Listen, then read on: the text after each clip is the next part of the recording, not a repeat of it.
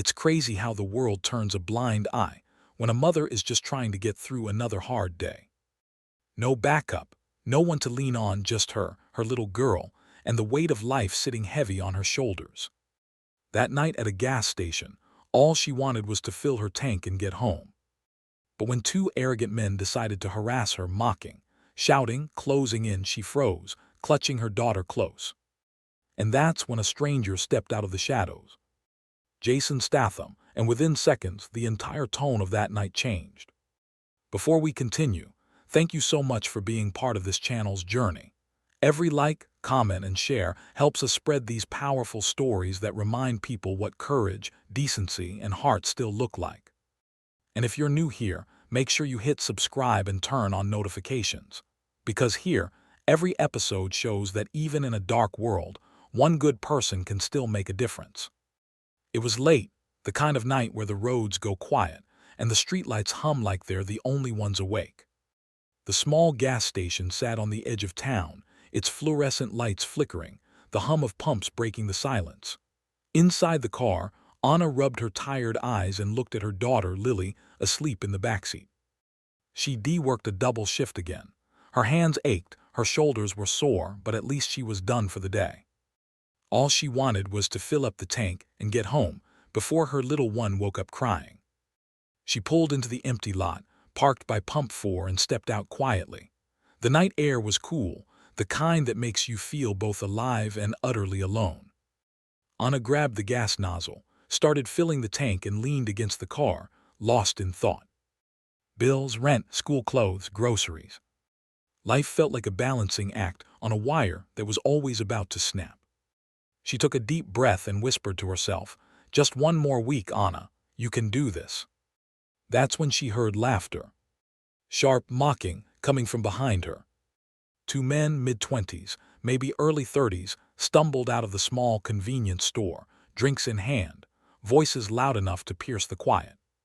"Hey, look at this," one of them said, nudging the other. "Single mom special, fill up and stress." The other snorted. "Probably hasn't slept in days. Must be nice having nothing better to do." Anna's shoulders stiffened. She turned away, hoping they'd just pass, but they didn't.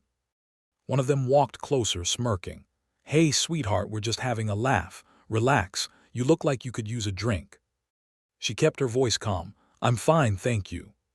"Fine?" he mocked. "You sure? You look like the kind of woman who's forgotten what fun even is." The second man joined in, circling to the other side of her car. "Come on, don't be rude. We're trying to be nice." Anna's heart started pounding. Her hand tightened around the gas pump. She glanced at Lily, still asleep, clutching her small stuffed rabbit. "Please," Anna said quietly, "just leave us alone." The first man chuckled. "Aw, that's cute, she's polite too." Then he leaned closer, invading her space. "You shouldn't talk to people like that. Makes us feel unwanted." Anna stepped back, fear flashing across her face. "I said stop." The smirk on his face turned cold. "Or what?" The sound of the gas pump clicking off broke the silence. Anna slowly placed it back on the holder, trying to stay calm. But before she could move, the second man blocked her path. "Relax, honey, we're just talking." "Don't touch me," she warned, voice trembling. And that's when a voice came from behind them, low, controlled, but carrying the kind of weight that froze everyone in place. "Didn't your mothers teach you what no means?" Both men turned. From the shadows near the edge of the station, a figure stepped forward. Jasonstatham. He was dressed simply, black jacket, jeans, calm expression, but his presence shifted the entire atmosphere in an instant. The taller man frowned. "Who the hell are you?" Jason's tone stayed steady. "Someone who doesn't like cowards." The shorter one scoffed. "Cowards, we're just having fun." Jason took a step closer, eyes locked on them. "Fun's supposed to make everyone laugh. Pretty sure she's not laughing." The man sneered. "Oh, what, you gonna play hero now?" Jason tilted his head slightly, a faint smile tugging at the corner of his mouth, that calm, dangerous smile that never reached his eyes. "Hero?" he said quietly. "Nah, just someone who can't stand watching two men bully a woman with a child." The first man puffed up his chest. "You don't know who you're talking to." Jason shrugged. "Neither do you." The second one took a step forward, jaw tightening. You got a big mouth for someone alone. Jason's eyes flicked to the side, scanning their stance, their hands, the distance between them. His voice stayed even. Last chance. You walk away right now and this ends easy. The taller man laughed, too loud, too forced. Or what, you gonna fight us? Jason gave a small, measured sigh. You're not worth the bruises. The man smirked, mistaking the restraint for weakness. Yeah, that's what I thought. Jason glanced at Anna and Lily, both frozen in fear. Then he looked back at the men. But if you don't back off, you'll find out what happens when someone doesn't think before acting. The shorter one rolled his eyes and lunged forward, trying to shove Jason's shoulder. He didn't get the chance. In one swift motion, Jason sidestepped, grabbed the man's wrist, twisted it behind his back, and gently, almost casually, guided him face first against the side of the car. The sound of metal thudding echoed across the empty lot. The second man swore and rushed forward, but Jason pivoted smoothly, caught him by the jacket, and pushed him back against the pump. See, Jason said calmly, not raising his voice, this is where you stop talking and start thinking. The man struggled. All right, let go. Jason released him and took a slow step back. Good. Now take your friend, get in your car, and leave before I really lose my patience. For a second, neither of them moved, but the silence, the kind that carried danger, said enough. They grabbed their things, muttered curses under their breath, and hurried off into the night. The station went quiet again, except for the hum of the lights and the soft sound of Lily waking up in her mother's arms. Mommy, she whispered, what happened? Anna stroked her daughter's hair. It's okay, sweetheart, everything's okay now. Jason stepped closer, his voice gentler now. You both all right? Anna nodded shakily. Yes, thank you, I didn't know what to do. Jason gave a small nod. You did everything right. Sometimes standing your ground doesn't mean fighting, it means not letting fear make your choices. Anna looked down, trying to hold back tears. People like that, they think they can do anything. Jason's eyes softened, only until someone shows them they can't. He glanced at Lily, who peeked up at him curiously. You're brave, you know that, he said softly. She smiled shyly and nodded. Jason looked back at Anna. You take care of her and yourself. Anna hesitated. Wait, can I at least buy you a coffee or something to say thank you? Jason smiled faintly. No need, just promise me one thing. What's that? He nodded toward Lily. Teach her to be the kind of person who steps in when others stay quiet. Anna's eyes filled again, but this time with something other than fear, gratitude. I will. Jason turned to leave, the quiet hum of his footsteps fading toward the parking lot. As he opened his car door, Anna called out softly, thank you. He turned, gave a small nod, and said the same thing he'd told countless others before walking away. Take care of each other, that's how the world gets better. Then he drove off into the night, taillights fading like embers in the dark. That gas station never saw trouble again. The attendant who'd watched from inside swore that after that night, word spread fast, nobody messed around there anymore. And Anna, she didn't forget. She told that story for years, not to glorify what happened, but to remind her daughter that kindness and courage sometimes show up quietly, without warning, but always when you need them most. Days passed, but that night stayed with Anna. Every time she closed her eyes, she could still see it, the harsh neon lights, the fear, the sound of those men's laughter, and then the calm voice that cut through it all. Jasonstatham. It didn't even feel real. People like him belonged on screens, in headlines, not at some lonely gas station on the outskirts of town.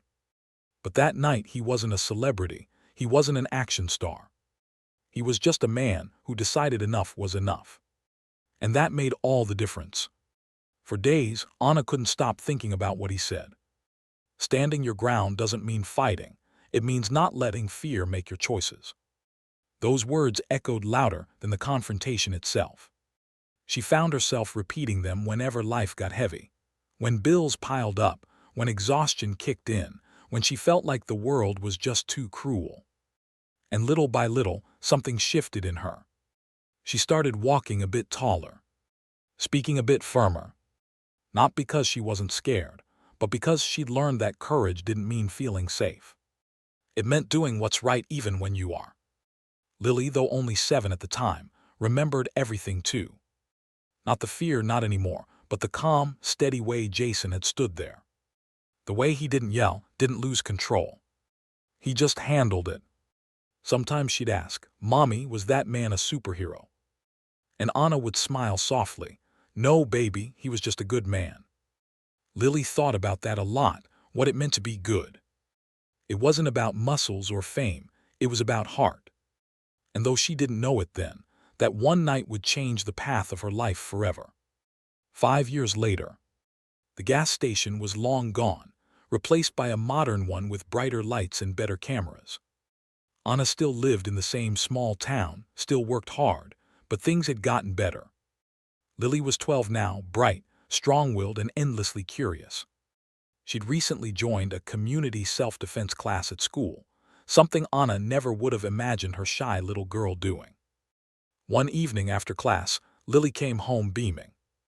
"Mom, guess what?" Anna looked up from the kitchen sink. "What, sweetheart?"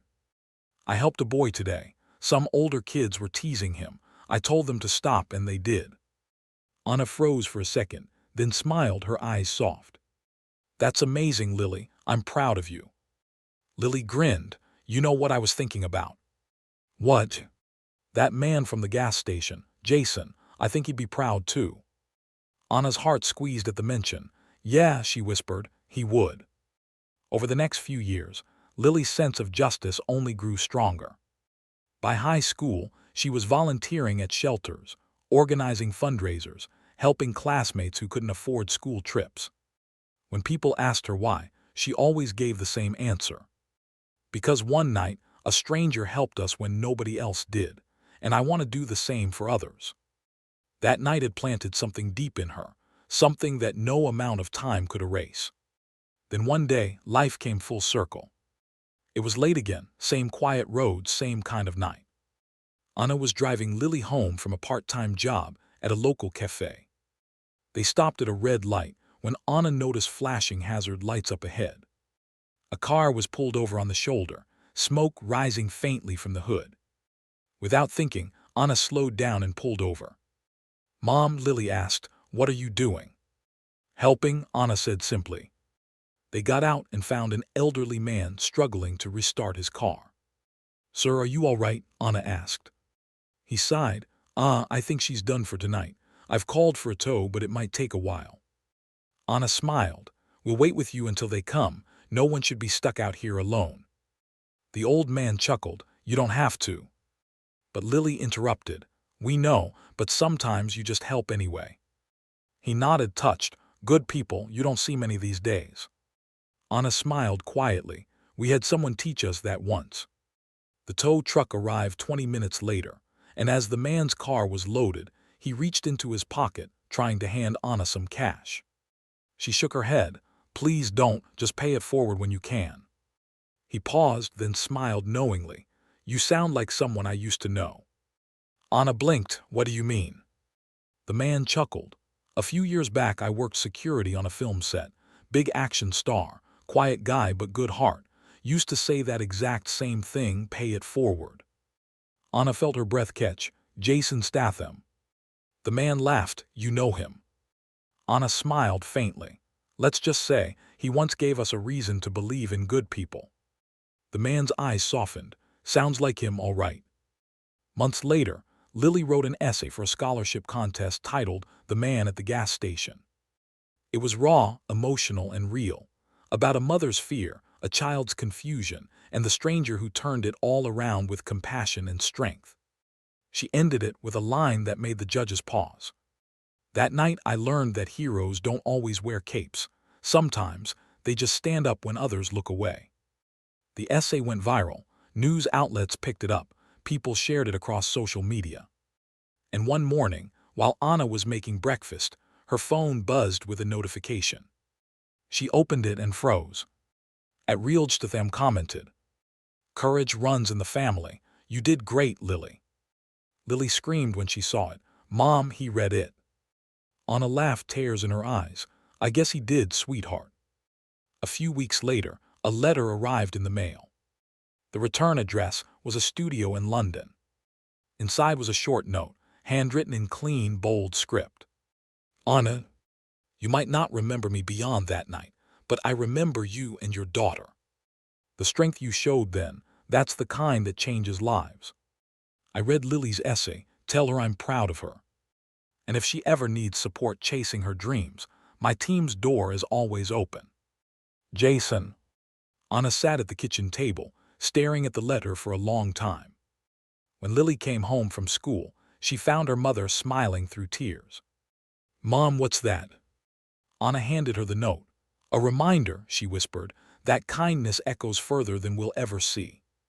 Lily hugged her tight. "Then we'll keep it going, right?" Anna nodded. "Always." Years later, Lily stood on a stage, not as a frightened child, but as a confident young woman. She was giving a speech at a national youth event, her words calm, strong, and full of conviction.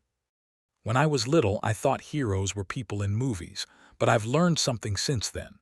Real heroes don't wait for the spotlight. They just do what's right, even when no one's watching."